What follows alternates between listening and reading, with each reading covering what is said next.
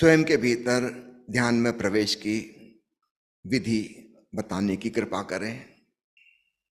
ध्यान का अर्थ होश। सामान्यतः हमारा जो जीवन है वो अर्ध बेहोशी अर्ध होश वाला है। हम परिपूर्ण रूप से होशो हवास में नहीं हैं। हमारी जिंदगी में घट रही घटनाएं इसका प्रमाण है कि हम मूर्छित मूर्छित से जी रहे हैं। काम चलाऊ होश की थोड़ी सी मात्रा है कि दैनंदिन के काम हम निपटा लेते हैं। ध्यान का अर्थ है इससे और ज्यादा होश, प्रगाढ़ होश, इंटेंस अवेयरनेस। तो होश हमारे पास है, उसकी इंटेंसिटी, उसकी परसेंटेज थोड़ी सी बढ़ानी है तो अपने छोटे छोटे कामों को होशपूर्वक करना शुरू करें। भोजन कर रहे हैं तो सारा ध्यान भोजन पर ही हो, यहां वहां चित्त ना जाए। जब स्नान कर रहे हैं तो स्नान का ही पूरा आनंद लें, जल के स्पर्श को महसूस करें, यहां वहां मन ना भागे। जब ऑफिस में दुकान में काम कर रहे हैं तो पूरे के पूरे वहीं मौजूद हो जाएं। जब अपने घर परिवार में हैं तो पूर्णता से वहां मौजूद हों। चल रहे हैं तो बस चल रहे हैं, सुन रहे हैं तो अभी आप मुझे सुन रहे हैं। अगर आप भीतर चिंतन मनन भी कर रहे हैं तो फिर आप मुझे सुन नहीं पाएंगे होशपूर्वक, क्योंकि आपके विचार आपके ज्यादा निकट हैं, मैं आपसे दूर पड़ गया। आप वो विचारों का शोरगुल ही सुनेंगे। बीच बीच में कहीं कहीं मेरी आवाज सुनाई देगी, फिर आपके मन के विचार टेक ओवर कर लेंगे, फिर कोई एकाध वाक्य सुनाई देगा, डिसकंटिन्यूटी हो जाएगी। अगर आप परिपूर्ण होश से सुन रहे हैं तो आपके भीतर मन शांत हो जाएगा। आप सुनने का प्रयास कर रहे हैं होशपूर्वक। तो ध्यान की शुरुआत इस प्रकार होगी, अपनी शरीर की क्रियाओं के प्रति ध्यान, विचारों के प्रति ध्यान, भावनाओं के प्रति ध्यान, और धीरे धीरे धीरे जब इनके प्रति हम होशपूर्ण होंगे तो शरीर तो अपनी जगह रहेगा किंतु विचार और भावनाएं गायब होने लगेंगे।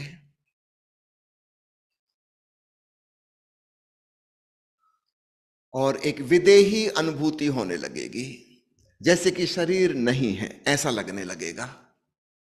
विचार गायब, निर्विचारता की अवस्था, भावातीत अवस्था, और देह के होते हुए भी एक विदेही अवस्था। मानो एक धुंधली धुंधली आकृति सी रह गई शरीर की बस, और भीतर प्रगाढ़ चैतन्य, प्योर कॉन्शियसनेस। ये ध्यान की आखिरी मंजिल है। हम अपने भीतर केंद्र में पहुंच गए। तो शुरुआत हमने की बाहर की घटनाओं से, फिर शरीर की क्रियाओं पर, फिर मन के विचारों पर, फिर हृदय की भावनाओं पर, और अंततः स्वयं पर पहुंच गए। ध्यान अंतर्मुखी हो गया। इसी को हम अंतर यात्रा कहते हैं, ध्यान में प्रवेश कहते हैं। शुरुआत हमेशा वहां से करना जहां से आसान हो। जैसे स्विमिंग पूल में तैरना सीखने जाते हैं तो हम उथले पानी से शुरू करते हैं। वहां हम विश्वासपूर्वक खड़े हो सकते हैं, डर नहीं लगेगा, उथला पानी है। 2-4 हाथ चलाना सीख गए, फिर थोड़े और गहरे पानी में, कमर कमर पानी में पहुंच जाएंगे। फिर थोड़ा और आत्मविश्वास पैदा हो गया, गले गले पानी तक जाने लगेंगे। फिर तैरने की कला आ गई, सेल्फ कॉन्फिडेंस और बढ़ गया। फिर हम उतने गहरे पानी में चले जाएंगे जहां पैर जमीन को नहीं छूते। अब डर की कोई बात नहीं। और फिर एक बार तैरना आ गया, फिर क्या फर्क पड़ता है, समुद्र में भी तैर सकते हैं। हमको तो ऊपर ही रहना है। नीचे कितना गहरा पानी है, 2 मीटर है कि 2 kilometre, how does it matter. ठीक ऐसे ही बहुत लोग ध्यान की कोशिश करते हैं, लेकिन वे क्या करते हैं, शुरुआत में ही समुद्र में छलांग लगा देते हैं, और फिर उनका आत्मविश्वास टूट जाता है कि ध्यान वगैरह हमको होने वाला नहीं। ये होता होगा ऋषि मुनियों को, महात्माओं को, वो त्याग तपस्या करते थे, हम तो साधारण आदमी, हमको कहां से होगा। नहीं, आपने गलत जगह से शुरुआत कर दी। वहां नहीं हो सकता, तो वहां तो आप डूबोगे, घबराओगे, भागोगे, और फिर दोबारा पानी के पास ना आओगे। मैंने सुना है मुल्ला नसरुद्दीन गांव के एक स्विमिंग टीचर को लेकर नदी के किनारे गया और कहा कि गुरुजी आप पे बड़ा भरोसा है, आप ध्यान रखिएगा, अच्छे से सिखाइए तैरना, मैं पहली बार ही पानी के पास आया हूं। उन टीचर ने बड़ा ढाढ़स बढ़ाया कि उतरो पानी में। नसरुद्दीन सीढ़ियों से उतर ही रहा था पानी में, दूसरी या तीसरी सीढ़ी पर ही काई जमी थी, उसका पैर फिसल गया, गिरा भड़ाम से। टीचर ने हाथ पकड़ कर उसका बाहर निकाला, वो ऐसा भागा जैसे सांप ने काट लिया हो। वो टीचर ने पूछा कहां जा रहे हो? उसने कहा कि जब तक तैरना ना सीख लूं पानी के पास ना फटकूंगा। वो तो आज आप मौजूद थे, जान बच गई। जब तक तैरना ना सीख लूं तब तक ना आऊंगा। अगर तैरना सीखोगे कहां और कैसे सीखोगे? गद्दा तकिए पे थोड़ी सीख सकते हैं कि थ्योरेटिकल किताबें पढ़ रहे हैं तैरने के ऊपर, गूगल में सर्च कर रहे हैं कैसे तैरा जाता है और घर में प्रैक्टिस कर रहे हैं। जब पक्का हो जाएगा तब फिर नदी जाएंगे, तो जिंदगी में कभी नहीं हो पाएगा। बहुत लोग थ्योरेटिकल नॉलेज में उलझ जाते हैं, प्रैक्टिकल कभी करते ही नहीं। सावधान, फिर ध्यान कभी ना होगा। ये तो हमें शुरुआत करनी होगी। हाँ, उथले उथले से करें, पर शुरुआत तो करनी होगी। और इसके लिए भी तैयार रहें कि एक दो बार डुबकी भी लगेगी, पैर भी फिसलेगा, सब कुछ होगा। आखिर हमने अन्य चीजें कैसे सीखी? एक छोटे बच्चे को देखें, पैदल चलना सीखता है, कितनी मुश्किल। उसको तो दो पैर से चलने वाले लोग चमत्कारी सिद्ध पुरुष लगते हैं, कैसे संतुलन बनाए हैं। वो बेचारा, वो भी कोशिश करता है, भड़ाम से गिरता है, चोट लगती है, लेकिन हिम्मत नहीं हारता, फिर उठता है, फिर चलता है। ठीक है, सहारा लेके चलता है, फिर धीरे धीरे धीरे धीरे कोशिश करता है और एक दिन चलना सीख जाता है। साइकिल चलाना कैसे सीखा था? दो चार बार गिरे थे, चोट खाई थी, आखिरकार संतुलन सध गया। इसको थ्योरेटिकल किसी को सिखा नहीं सकते। क्या आप किसी को सिखा सकते हो कि संतुलन कैसे साधा? आप कितने ही प्रवचन दे दो, कितनी अच्छी किताब लिख दो, उसको पढ़ के कोई भी साइकिल ना चला पाएगा। तो एक हमारी गलती क्या हो जाती है, हम ध्यान के बारे में, जो कि एक प्रैक्टिकल चीज है, उसके बारे में हम थ्योरेटिकल नॉलेज इकट्ठी कर लेते हैं।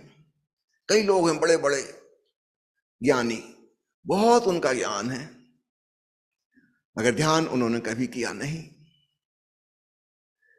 इस प्रकार बात नहीं बनेगी। हमें हिम्मत करके कुछ प्रैक्टिकल करना ही होगा, ये जानते हुए कि भूल चूक भी होगी, कोई बात नहीं, भूल चूक से सीखेंगे और क्या होगा। और ओशो ने जो हमें विधि दी है वो इतनी आसान है, इससे आसान और क्या हो सकता है। हम होश को जानते ही हैं, चलो थोड़ा बहुत ही सही हमारे पास है, तो उसको थोड़ा हम और इंटेंसिफाई कर लें, उसकी थोड़ी मात्रा बढ़ा लें, बस इतनी तो करना है।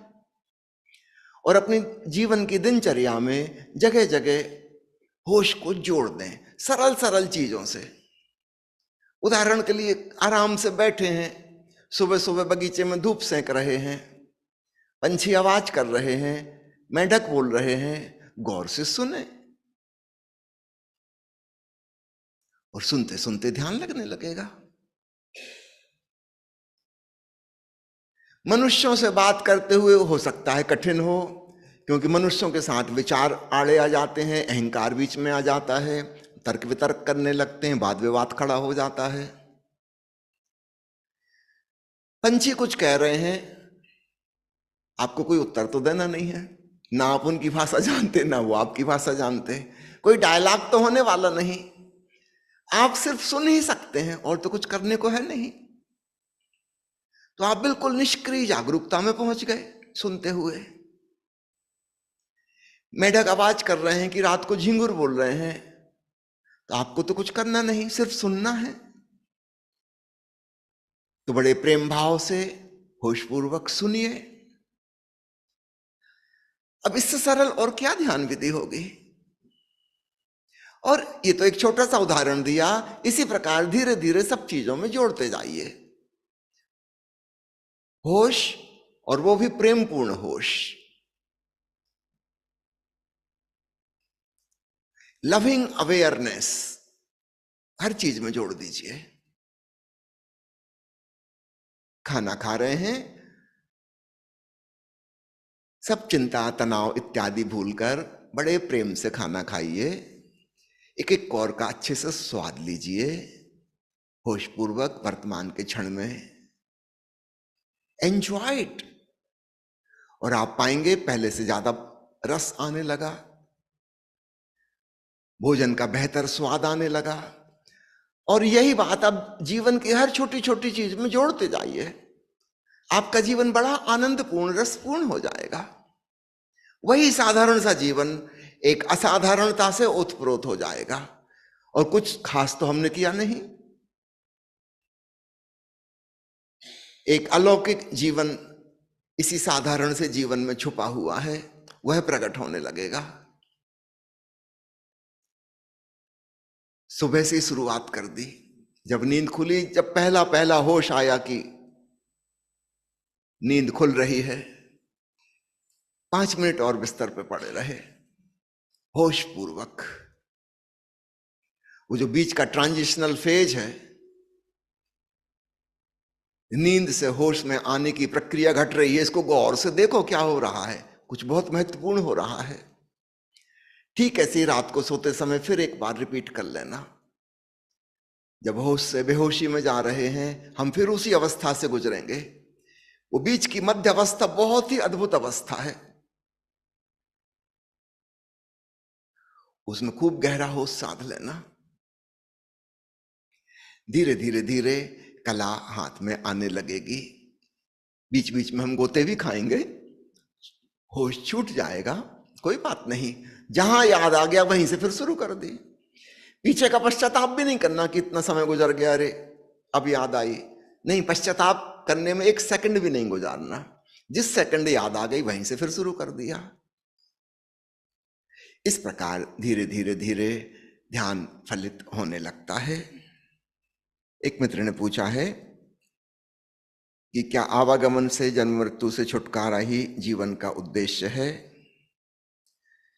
अगर आप ऐसा मान के चलेंगे फिर ऐसा कभी नहीं हो पाएगा, क्योंकि यह धारणा ही जीवन विरोधी धारणा है। पुराने धर्म गुरुओं ने हमको यही सिखाया कि जीवन को त्याग दो, यह जीने योग्य ही नहीं है। बस एक ही लक्ष्य है कि किसी प्रकार मोक्ष हो जाए, मुक्ति हो जाए, दोबारा ना आना हो। एंटी लाइफ एटीट्यूड, इस प्रकार की निषेधात्मक धारणा से जो जीवन को जिएगा उसकी कभी भी मुक्ति ना होगी।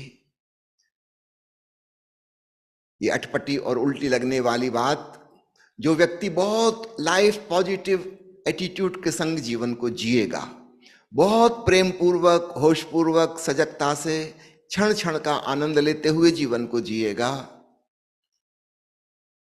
वह व्यक्ति कामना से मुक्त हो जाता है। और जहां कामना नहीं बची वहां लौट के आना नहीं होता। हम अपनी अधूरी वासनाओं को पूरी करने के लिए फिर जन्म लेते हैं। जो व्यक्ति आनंद से जी रहा है वह निष्काम हो जाता है, वह फलाकांक्षा रहित हो जाता है। वो तो अभी ही मजा ले रहा है इस सेकंड में। Who cares about the future? कल हो कि ना हो क्या फर्क पड़ता है, हम तो अभी पूर्ण आनंद में हैं। इसी क्षण मर जाएं,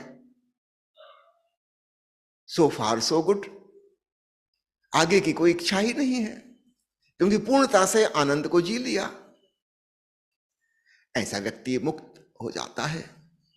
लेकिन जो व्यक्ति दुखी जी रहा है, मन में कुछ उद्देश्य था, ऐसा हो जाए वैसा हो जाए, कुछ चीजें हो गई कुछ नहीं हो पाई, वो परेशान है, बहुत सारी योजनाएं उसके मन में चल रही हैं, और फिर अचानक बीच में मृत्यु आ जाती है। वो अपनी अधूरी वासनाओं के संस्कार को लेके इस शरीर को छोड़ देता है और फिर नए गर्भ में प्रवेश कर जाता है, फिर जन्म लेता है ताकि उन अधूरी इच्छाओं को पूरा कर सके। तो नया जन्म क्यों हुआ? अधूरी कामनाओं की वजह से। इस जीवन में तो वो कोई शांति और आनंद को जान ना पाया, इच्छाएं बाकी रह गई, काश ऐसा हो जाए, काश वैसा हो जाए। वो फिर लौट आएगा पूरा करने के लिए। जो व्यक्ति पूरी शांति में, पूरे आनंद में है, भविष्य की कोई कामना ना बचे, उसका जन्म कैसे होगा?